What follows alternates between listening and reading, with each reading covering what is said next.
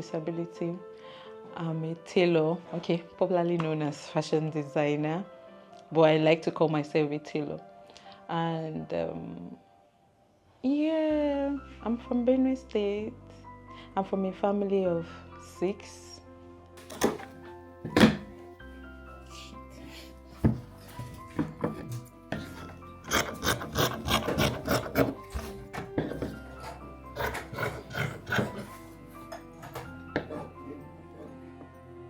It was during our inter-house sports.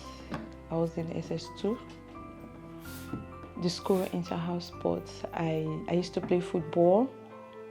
So on that fateful day, we're all excited. We want to go and win for our houses, our various houses. So at the field we're playing, I was with the ball actually, and my opponent wanted to take it from me. So when she went under my feet, I jumped so that we won't hurt each other. But unknown to me, or fortunately for me, I overjumped. So coming down, the floor was too far for me. I wanted to support myself with my hand, but then I went down with it. I think I was too weighty for my hand to carry. So I didn't even know something happened. It was when I wanted to stand up, I couldn't stand up. I screamed for help. The housemaster, game master, everybody, my friends, they rushed into the field, picked me up and took me out. It was a boarding school, so my parents were not there.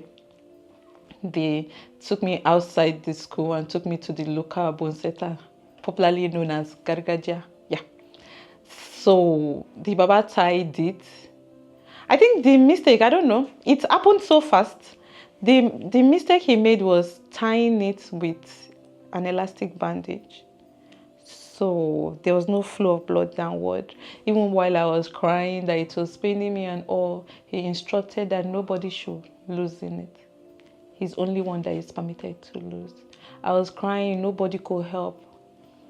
But it wasn't even up to how many hours. I started noticing that I wasn't feeling anything down my arm. My fingers were not functioning anymore. I was not feeling anything. Even if you pinch me, I wouldn't know that somebody touched me and stuff like that. So I was crying so much, they had to call my parents. It was already late. So my mom came very early the next day and she asked to take me back home. But they said that the Baba that tied the hand traveled. So my mom was so angry. We waited. He didn't come back. So she brought me back home. From that night, even before my mom came, the hand already started bringing out blisters. Like Wutandere, yeah. Started bringing out blisters and it started forming wounds. This is something, how would I put it? It's not even up to 24 hours that it happened. And I already started having blisters, started forming wound and all. We came back home. Another Baba tried to work on it. It didn't work. 2 days later, my grandparents said that they should bring me down to Kaduna because that is where they are. So when we went there, we went to the hospital, they did x-ray. All the time and everything, there was no x-ray. So we didn't even know the level at which the damage, the bone broke or something. But after the x-ray, it was just fracture. But the damage has already been done because the skin has already gone bad. I don't even know, maybe because of all the local stuff they applied on the blisters that already formed the wound, it got infected. So when we got to the hospital, because of the infection and then I was already tired. It started bringing out awful smell. I wasn't comfortable with it anymore. I was always crying. I was not happy. I was not happy with anybody, even with myself. So when the doctor advised that I would take it off, yeah, I agreed, but my parents were not happy about it. But I was the one with the issue now. Even though I didn't know how they were feeling, I was only concerned about myself as at that time. So I agreed. When they said they should sign for the operation, my parents refused. My grandfather had to sign. I walked into the theater myself because I was eager for them to take it out. I was already tired. So after everything, I won't lie, I went into depression after the amputation. I was angry with the world. Why I find girl like me? How they take out my hand? What happened? Who did I offend? I was angry. There was nothing anybody would do to me that would make me happy. But then I saw my dad one day. He didn't know I was looking at him. He was looking at me, and I noticed that he was crying. So I told myself, I'm the first child. I told myself that if not for me, but for my parents, I just need to live again, because I think there's more to life than just this amputation. So when I went to Ibadan for my NYC, they said CEDE is compulsory. We must do CEDE. I thought about it. What will I do? What will I do? From school, I already started learning how to make beads. So I said, let me even do beads, since it's something I'm familiar with. But then again, I said, no. Okay, in camp, I did bead making. So in my local government, my secretariat, where I did my PPA, we still have to do CEDE because it's compulsory. It's part of your criteria for your allowance at the end of the month. So I went into fashion. When I went to the woman's shop, she looked at me. She was excited to see me. I was just looking at her. She said, what do I want? I said, I want to learn. I stayed in NCCF house. So somebody took me to the shop. I said, I want to learn, but I don't know if I can learn. She said, why won't I?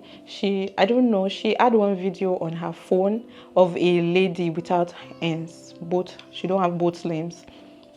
And she's married. She has children. She feed her baby with her leg. So she showed me the video and was like, if this lady can take care of her family with her feet, what about me that have one hand? Am I not grateful to God that I even have one? That if I put my mind to it, I would do it. I said, okay, if you can teach me. She said, she will. God will help us. And that was it.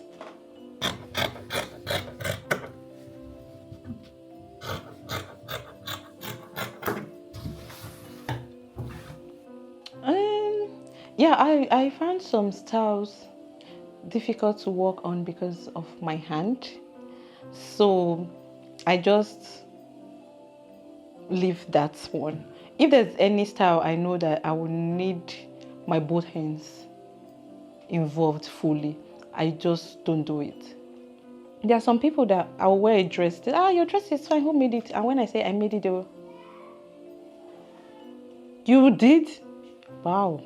You don't mean it. There are some people that they will even recommend me to, and when they see me, they say, oh, we are sorry, we can't give you the job.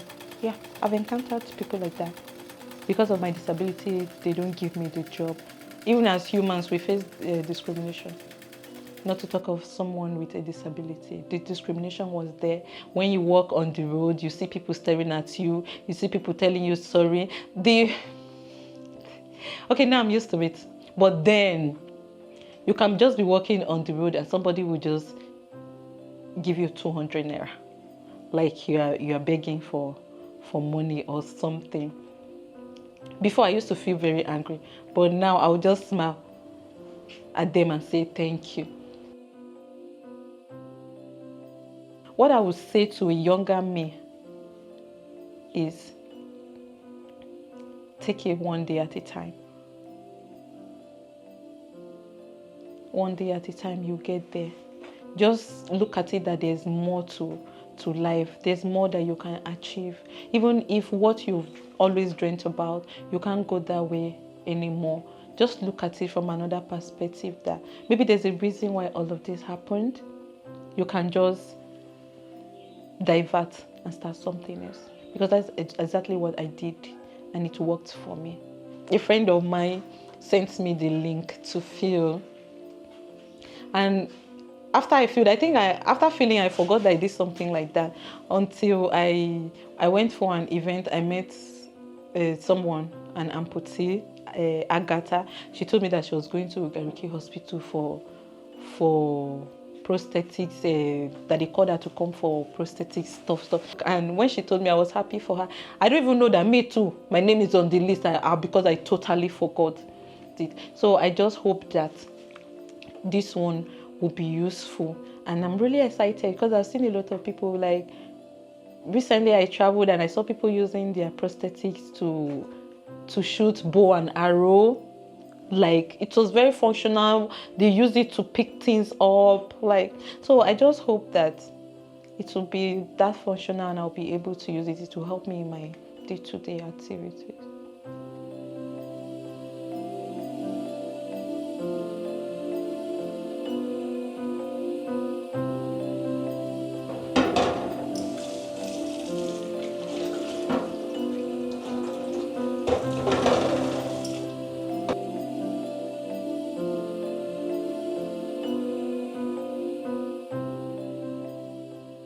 I'm very grateful for this prosthetic.